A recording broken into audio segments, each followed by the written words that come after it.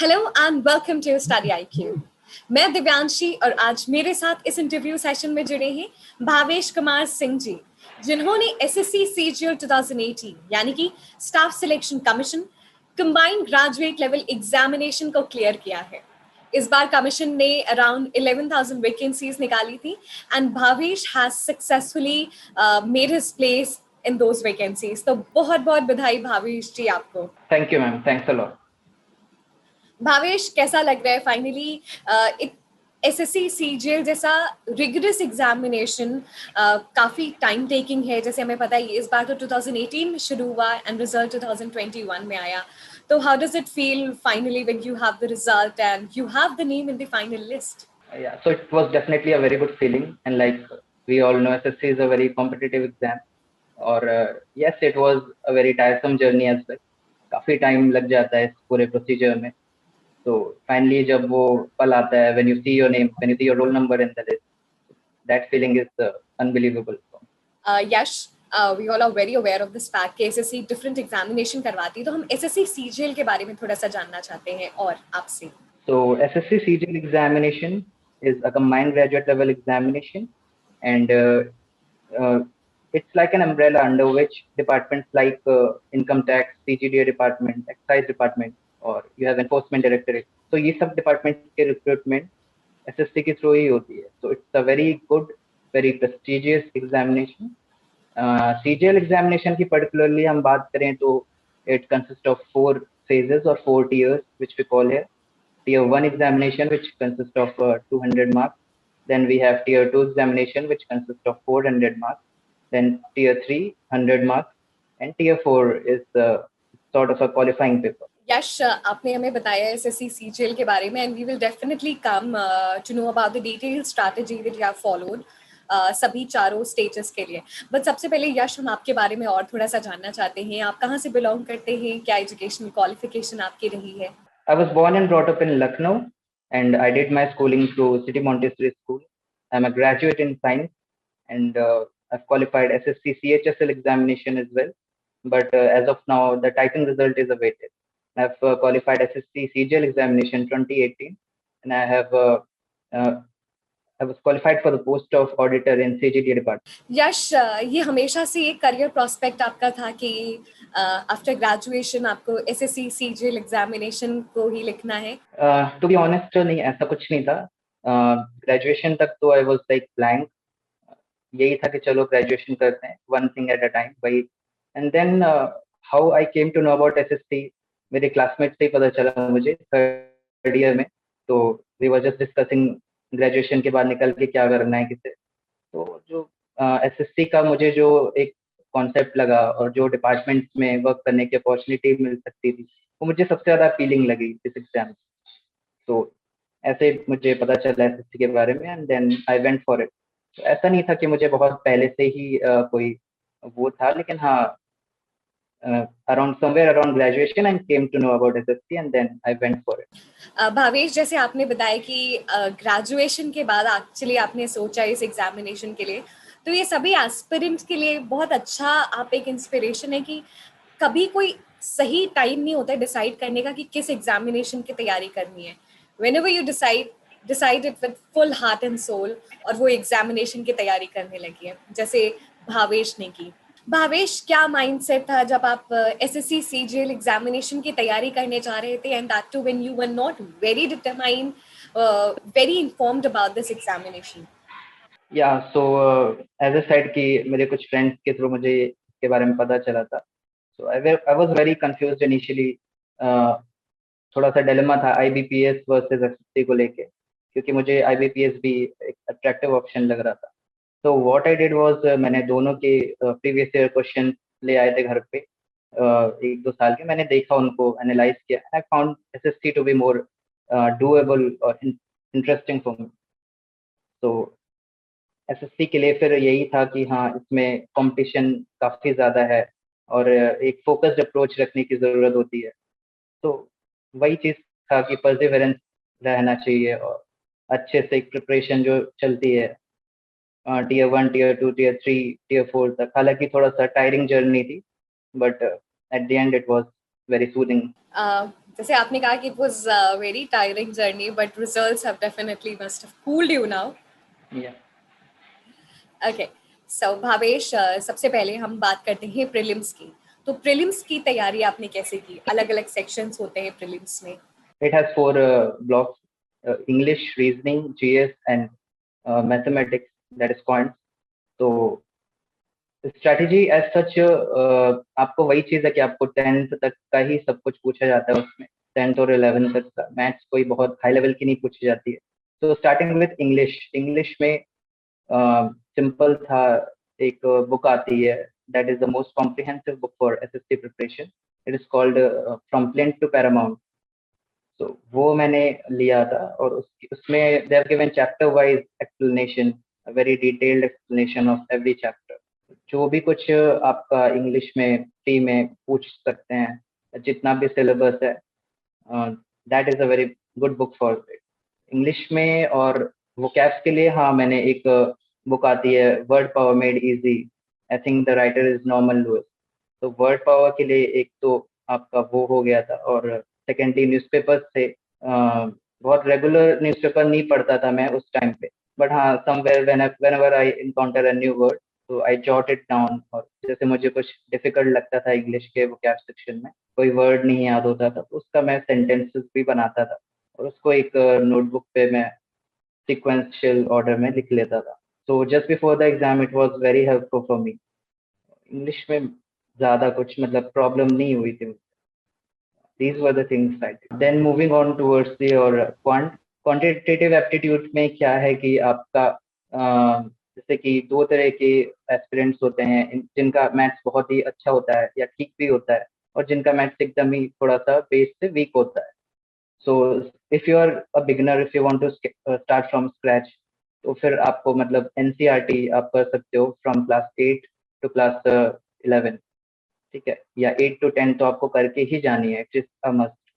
NCERT में आपका क्या होगा कि एक ग्राउंड तैयार हो जाएगा, आपका बेस बहुत स्ट्रांग हो जाएगा, आपके कॉन्सेप्चुअल क्लैरिटी बढ़ आएगी क्वांट के सेक्शन में। और व्हेन व्हेन जब आपने ये सारा चीजें लगा लिया है, then you can move on to another book. It's by Paramount publishers. मैंने वो बुक लगाई थी और उसमें क्या था कि चैप्टर वाइज मुझे जो एसएससी से ही रिलेटेड जो भी क्वेश्चंस आते हैं या आ चुके हैं प्रीवियस ईयर में, तो मुझे वो उन सारे बुक्स में मिले। और मैंने वो बुक शायद कपल ऑफ टाइम्स लगाई थी, एक बार लगाया, फिर just before the examination I went through it again. और हाँ, एक चीज और मैं कहना चाहूंगा, पॉइंट के सेक्शन में प्रीवियस क्वेश्चन जरूर लगा के जाना है, इसकी बहुत ज्यादा इंपॉर्टेंस है। तो प्रीवियस ईयर में आपका एक किरन्स पब्लिकेशन का आता है कंपाइलेशन, तो आप वो देख सकते हो। एंड फ्री के लिए इतना सफिशिएंट है मेरे ख्याल से। अभी मार्केट में थोड़ा सा बहुत हवा बना रखा है कि नहीं बहुत टफ आ रहा है पॉइंट, बट ऐसा कुछ नहीं है। फ्री के लेवल के लिए अगर आप ये चीजें कर रहे हो, ये तीनों चीजें कर रहे हो, तो फिर it is more than sufficient. And then we have reasoning section. Reasoning I would say is the most easiest, it's one of the most easy parts of the exam. बहुत ही ज्यादा कुछ हाई फाई रीजनिंग नहीं पूछते हैं। We have simple topics like blood relation, distance and direction, ऐसे कुछ mirror images, आपको कोई एक इमेज दे देंगे, उसका मिरर इमेज बताना होगा। तो ऐसे बहुत ही जनरल टॉपिक्स आते हैं, इसमें आपको बहुत ज्यादा टाइम इन्वेस्ट करने की जरूरत नहीं है, बट हाँ, आधे आधे घंटे भी दे रहे हो ड्यूरिंग द प्रिपरेशन फेज, तो इट इज इनफ। और अगेन उसका भी आप प्रीवियस ईयर क्वेश्चन से बहुत अच्छे से प्रिपेयर कर सकते हो। या सो जीएस के लिए आपको न्यूज़पेपर रीडिंग करनी करनी होगी, क्योंकि पहले क्या था, 1-2 साल पहले तक सिर्फ स्टैटिक पे ही ध्यान रहता था एसएससी का, but now recently they have started to introduce some question of your current affairs as well. उसके लिए newspaper reading is also necessary nowadays. और स्टैटिक जीएस के लिए मैं कहना चाहूँगा कि your geography, polity and economics and history, ये चारों को आपको थोड़ा ऊपर ऊपर से ही, बहुत इन डेप्थ में नहीं भी पढ़ेंगे तो काम चलेगा, मतलब एक ओवरव्यू आपको लेना पड़ेगा। और उसके लिए I would suggest NCERT from class 7 to class 10, that will do. Bhavesh, आपने ओके। बहुत ही अच्छे से बताया कि किस तरीके से अलग अलग सेक्शंस को प्रिपेयर करना है, और ये सभी एस्पिरेंट्स के लिए काफी हेल्पफुल रहेगा कि कितने स्टैंडर्ड का क्वेश्चंस प्रिपेयर करना है उन्हें। अब आगे चलते हैं और बात करते हैं मेंस की। तो प्रीलिम्स के बाद मेंस, प्रीलिम्स में तो 4 सेक्शंस आते हैं, बट मेंस में सिर्फ इंग्लिश और मैथ्स आता है। भावेश, ये तो हमने टियर 1 और टियर 2 की बात कर ली। हमें पता है एसएससी सीजीएल कितना कॉम्पिटिटिव एग्जामिनेशन है, तो what is the best way to enhance your marks? आपकी कुछ टिप्स एंड ट्रिक्स हैं? मैथ्स में जनरली कॉन्सेप्ट तो सबसे ज़्यादा इम्पोर्टेंट होते हैं। कॉन्सेप्ट्स अगर आपके लिए नहीं क्लियर हैं तो सबसे पहले आपको बेसिक से ही स्टार्ट करना पड़ेगा। There is no shortcut to count. तो अगर आप once you are through with the concepts, आपको कॉन्सेप्ट पे पकड़ हो गई है, तो थोड़ा सा आपको क्या होता है ना कि इसमें काफ़ी क्वेश्चंस ऐसे होते हैं जो नॉर्मल मेथड से आपको 1 या 2 पेज या मे बी उससे ज़्यादा भी आपको लग जाते हैं। तो इसमें एक शॉर्ट ट्रिक्स होती हैं। फॉर एग्जांपल अलजेब्रा का एक ऐसा टॉपिक है, अलजेब्रा एंड ट्रिग्नोमेट्री। ये दो ऐसे टॉपिक्स हैं जो आप पूरा का पूरा आप शॉर्ट ट्रिक से सॉल्व कर सकते हो। इसमें एकदम ट्रेडिशनल जाके और डेरिवेशंस की जरूरत नहीं है। They don't need Aryabhatta over there. आपको बस एक स्मार्टली आपको प्ले करना है। तो मैथ्स के लिए बस यही है कि आपको स्मार्ट तरीके से सॉल्व करना है। जहाँ पे आपको लगता है शॉर्ट ट्रिक से हो जाएगा, वहाँ पे अननेसेसरी टाइम नहीं वेस्ट करना है। और दिस इज इट मैथ्स के लिए। तो रेस्ट इज योर प्रैक्टिस। आप जितनी बार प्रैक्टिस करोगे। और हाँ, एक चीज और है क्वांट में कि लोग डिफरेंट बुक्स खरीद लेते हैं। बहुत सारी बुक्स हैं मार्केट में, सभी के रिव्यूज अच्छे हैं। तो लोग क्या करते हैं कि 4 बुक्स या 3 बुक्स खरीद लिए सिर्फ एक ही सब्जेक्ट के लिए। तो मैं कहना चाहूंगा कि better to make one book 2 और 3 टाइम्स। अब एक ही सम को, मतलब एक ही किताब को आप 2 से 3 बार गो थ्रू होइए, rather than purchasing a lot of books और उन सबको आप कवर भी नहीं कर पा रहे हो। तो वो फायदा नहीं करेगा। ये चीज आपको थोड़ा सा ध्यान देना होगा। अब हम चलते हैं और बात करते हैं टियर 3, जो कि डिस्क्रिप्टिव होता है। अ, ये 100 नंबर का होता है, बट इसकी काफी इंपॉर्टेंस होती है। तो भावेश, कैसे आपने प्रिपेयर किया इस एग्जामिनेशन के लिए, और कैसे स्टूडेंट्स को जनरली करना चाहिए इस स्टेज के लिए? टीयर 3 में तो हाँ, सिर्फ वही एस्से और आपका प्रेसी लेटर, ये सब चीजें आते हैं डिस्क्रिप्टिव एग्जाम। तो सबसे ज्यादा मुझे बेनिफिट किया था न्यूज़पेपर रीडिंग। आप न्यूज़पेपर से करंट टॉपिक्स उठा के उनके ऊपर जो एडिटर्स के जो थॉट्स हैं आप वो देख सकते हो डेली न्यूज़पेपर में। और टीयर 3 के लिए बहुत ज़्यादा टाइम शुरू से ही डिवोट करने की ज़रूरत नहीं है। आप 1.5-2 महीने पहले भी अगर आप मतलब उसकी प्रिपरेशन कर रहे हो तो इट विल डू गुड। और प्लस हाँ, एक किरण पब्लिकेशन का एक आता है प्रीवियस ईयर का सेट। उसमें उन्होंने जैसे टॉपिक्स दिए रहते हैं कि ऐसे ऐसे टॉपिक्स पे आ जाता है। कुछ जनरल टॉपिक्स होते हैं और कुछ करंट अफेयर्स के होते हैं। तो like I said, current affairs आपका न्यूज़पेपर से हो जाएगा। जो कुछ जनरल टॉपिक्स होते हैं तो उनके लिए आप वो परचेज कर सकते हो। It's a very good option. Expensive भी नहीं है। और मतलब आपको अगर थोड़ा सा डाउट है फॉर्मेट में कि फॉर्मल लेटर, इनफॉर्मल लेटर, ये सब चीज़ों का फॉर्मेट में भी अगर डाउट है तो आप उसको उसके थ्रू गो थ्रू कर सकते हो। तो टीयर 3 में बहुत ज़्यादा टेंशन लेने की कोई ज़रूरत नहीं है। 2 months are enough, I would say that. एक प्रॉपर स्ट्रक्चरिंग होती है जिस तरीके से आप आंसर लिखते हैं, तो कुछ आप उस पे बोलना चाहेंगे, बताना चाहेंगे? हाँ, लाइक ऐसे राइटिंग में आपका रहता है कि आप पॉइंट वाइज तो भी कर सकते हो, लेकिन आपका जो स्ट्रक्चर है, जो आपका ग्रामेटिकल फ्रेमिंग ऑफ सेंटेंसेस है, वो आपका फ्लो एक लिखने का अच्छा होना चाहिए। और लाइक आई सेड, आप करंट टॉपिक्स उठाओगे, उस पर आप लिखोगे, तो आपकी वो प्रैक्टिस बन जाती है। उसमें कोई बहुत दिक्कत नहीं होती। जैसे कि हम सबको पता है कि 3 पैराग्राफ बनाते हैं या 3 से 4 पैराग्राफ में लिखना होता है। तो आपको ये आइडिया होना चाहिए कि आप फर्स्ट पैरा में आपको इंट्रोडक्शन लिखना है, देन सेकंड में मेन बॉडी लिखनी है। उसके बारे में आप जितने भी फैक्ट्स एंड फिगर्स पढ़ के गए हो या उस समय रिकॉल कर पा रहे हो, वो सब उसमें लिखना है। फिर कंक्लूजन लिखना है। बहुत ज़्यादा ऐसा कुछ नेगेटिव या किसी को क्रिटिसाइज नहीं करना होता है इन सब एसेज में। आपको प्रोज एंड कॉन्स दोनों लिख के, और हाउ यू कैन मतलब make that thing a positive and पे कैसे आप उसको एंड कर सकते हो। बस यही चीज़ मेन होती है। एस्से में और लेटर में तो आपको बहुत ज़्यादा कुछ इधर-उधर का लिखना ही नहीं है। आप सिंपल आप you should stick to the topic. Tier 4 पे आने से पहले हम कुछ थोड़ा सा बात करना चाहेंगे टेस्ट सीरीज को किस तरीके से सॉल्व करना चाहिए। हाँ, टेस्ट सीरीज से बहुत बेनिफिट हुआ है मुझे भी, काफ़ी लोगों को होता है, बहुत एस्पिरेंट्स जो होते हैं फ्रॉम डे 1 वो टेस्ट सीरीज लगाने लगते हैं। तो हाँ, आप टेस्ट सीरीज शुरू से आप एक बार लगा सकते हो, 1-2 बार। आपको बेस पता होना चाहिए, आपका लेवल क्या है, आपको वो पता होना चाहिए। और वो किसी भी टीचर या किसी भी पर्सन से ज़्यादा आपको ये टेस्ट सीरीज ही बता पाएँगे कि आपका एक्चुअल लेवल क्या है, किसी पर्टिकुलर सब्जेक्ट में। तो फॉर एग्ज़ाम्पल जब मैंने स्टार्ट किया था तो मेरे फ़ॉन्ट में शायद 97, 96 और रीज़निंग में मतलब ऐसे ही रहते थे, एवरेज मार्क्स थे, कोई बहुत ख़ास मार्क्स नहीं थे।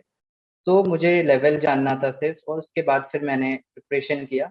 एग्ज़ाम से 1 हफ़्ते, 2 हफ़्ते पहले आप मॉक टेस्ट या टेस्ट सीरीज़ आप बढ़ा सकते हो। अ, बाकी आप हाँ, test series is very important, plays a huge role in one's preparation. या सो एक चीज़ और मुझे ऐड करनी है यहाँ पे कि टेस्ट सीरीज़ आप कभी भी एक टेस्ट सीरीज़ पे स्टिक मत करिएगा क्योंकि थोड़ा-सा डायनामिक पेपर आ जाता है किसी साल में। फॉर एग्ज़ाम्पल 2017 में पेपर थोड़ा कॉम्प्लेक्स टाइप का आया था, कैलकुलेटिव भी था, कॉम्प्लेक्स भी था। उसके लिए काफ़ी लोग प्रिपेयर नहीं थे। तो एक टेस्ट सीरीज़ से अच्छा है कि आप 2 से 3 टेस्ट सीरीज़ क्वांट के लिए स्पेशली जॉइन कर सकते हो डिफरेंट सोर्सेज़ से। और हाँ, इंग्लिश के लिए तो 1 या 2 टेस्ट सीरीज़ इनफ है। भावेश, किस तरीके से स्टडी आईक्यू ने आपकी जर्नी में आपका साथ दिया है। So study IQ is a very good platform. मैंने जो भी जीएस का करंट अफ़ेयर्स के टॉपिक्स क्या पढ़ने हैं, क्या न्यूज़ में है, बहुत ज़्यादा मैंने कहा मैं रेगुलर तो न्यूज़पेपर कभी-कभी नहीं पढ़ पाता था। तो मैं यहाँ यूट्यूब पे जो स्टडी आईक्यू चैनल है उससे जीएस से बहुत हेल्प ली है मैंने। या कुछ फैकल्टीज़ हैं उनके मैं रेगुलर वीडियोज़ देखता हूँ। तो हाँ, और वो कहीं न कहीं एग्ज़ाम में आपको रिफ्लेक्ट भी करते हैं। तो this channel was being quite useful for me during the entire journey. Bhavesh, हमें बहुत खुशी है कि we could contribute to your success और आज आप हमारे साथ जुड़े और अपनी जर्नी शेयर करें, तो it's always a pleasure to have a students. No, it's actually a blessing for us aspirants जो फैकल्टीज़ हैं आपके और जो भी टॉपिक्स वो कवर करते हैं, बहुत ही इन डेप्थ एनालिसिस करके आते हैं। तो उनके वीडियोज़ में भी वो दिखता है। I think it's a blessing for us to have such faculties, such channel.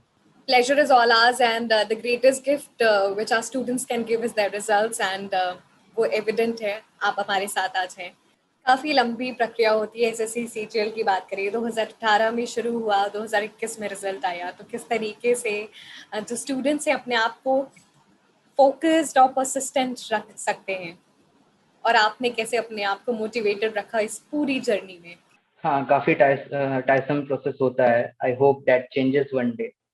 तो इसमें आपको थोड़ा बहुत आपको लो फील भी होगा during the preparation and that is normal, वो सबको ही होता है। तो आपको बस ये चीज़ें मेन ध्यान रखनी है कि परसेवरेंस आपको रखना है अपने अंदर, ठीक है? परसेवरेंस और कंटिन्यूटी बनाए रखनी, ये नहीं कि आज मैंने बहुत ज़्यादा पढ़ लिया, फिर अगले 2 दिन कुछ नहीं किया, फिर से पढ़ लिया, तो ये चीज़ें नहीं चलती हैं। इसमें आपको थोड़ी-सी कंटिन्यूटी पे ध्यान देना है, परसेवरेंस पे ध्यान देना है और ये जो भी नेगेटिविटीज़ हैं, उन सब से बचिए, जो आपका नेगेटिव सर्कल है, उनसे आप थोड़ा-सा या तो दूर रहिए या आप ट्राई करिए कि उनको भी इन्फ्लुएंस करके आप पॉज़िटिविटी उनके अंदर भी ला। तो यही चीज़ है और आप प्रोसेस के बारे में ज़्यादा कुछ कर नहीं सकते हो, it is time taking, it is a reality.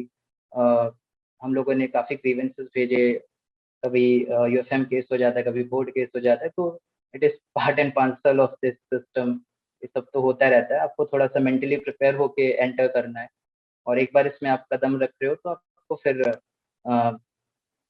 कुछ भी आपको डिटर नहीं कर सकता है, ऐसा माइंडसेट आपको बनाना पड़े। तो and there are some myths about SSC, कुछ मिथ्स हैं इस एग्ज़ाम को लेकर कि एक तो आप दिल्ली नहीं जाओगे तो नहीं होगा या आप फलाने टीचर से पढ़ोगे, फलाने जो एजुकेशन इंस्टीट्यूट से पढ़ोगे तो ही होगा, नहीं तो नहीं होगा।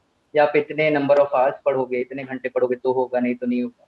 तो ये सब मिथ्स हैं, इन सब से भी आपको दूर रहने की ज़रूरत है, ऐसा कुछ नहीं होता है।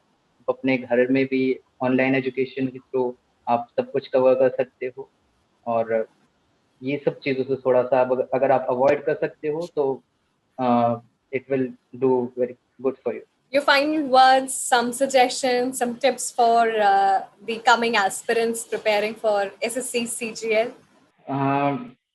देखिए, आपको इस एग्ज़ाम निकालने के लिए मैं फाइनल एक जो सजेशन देना चाहूँगा, आपको 3 चीज़ों पे ध्यान देना है। पहली चीज़, जैसा मैं बता रहा था कि परसिवरेंस आपके अंदर होना चाहिए, ठीक है? कंटिन्यूटी एक होनी चाहिए स्टडी की, और ऐसा भी नहीं है कि आपको सिर्फ़ पढ़ाई करना है, आप खुद को इंसेंटिव दे सकते हो। फॉर एग्ज़ाम्पल आपने टारगेटेड स्टडी की कि आज मुझे ये सब चीज़ें कवर करनी है, ये सारे टॉपिक्स करने हैं। उसके बाद at the end of the day you can watch a movie और सो, लाइक मैं ऐसे ही करता था। तो थोड़ा-सा इंसेंटिव देने से एक मोटिवेशन वो बना रहता है। और सेकेंडली आपको अपने वीकनेसेस पे ध्यान देना चाहिए। जैसे कि क्या होता है, कुछ फ्रेंड्स भी थे मेरे, उनका फ़ॉन्ट बहुत अच्छा था। तो वो फ़ॉन्ट ही मैथ से लगाते रहते थे, वो इंग्लिश पे ध्यान नहीं देते थे। तो आपको मतलब थोड़ा-सा ये सब भी करना पड़ेगा। आपको वीकनेसेस आपको आइडेंटिफ़ाई करनी होगी और उनको स्ट्रेंथ में कन्वर्ट करना होगा। ये चीज़ है। और तीसरी चीज़ तो यही है कि आपको कुछ भी होता है प्रोसेस में, कुछ भी होता है सिस्टम में, आपको डिमोटिवेट नहीं होना, ठीक है? आपको कंटिन्यूटी मतलब आपको पढ़ते रहना है, आपको प्रिपरेशन नहीं छोड़नी है बीच में कि अब क्या होगा, ये हो गया, वो हो गया। ये सब चीज़ों से आपको नेगेटिव नेगेटिव पीपल से, नेगेटिविटीज़ से आपको जितना हो सकता है दूर रहना। Then you can crack, if you can think it then you will do it.